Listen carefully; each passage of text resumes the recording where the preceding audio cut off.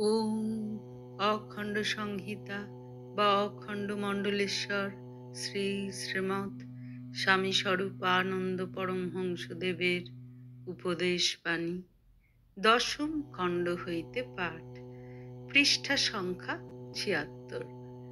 ভগবানের প্রতি আকৃষ্ট হও।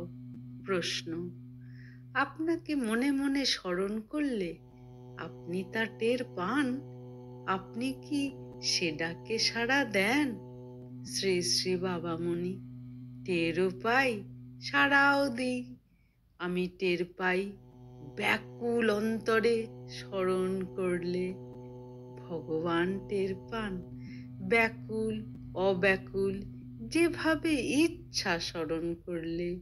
সুতরাং আমার প্রতি আকৃষ্ট না হয়ে প্রাণপণে ভগবানের প্রতি আকৃষ্ট হও।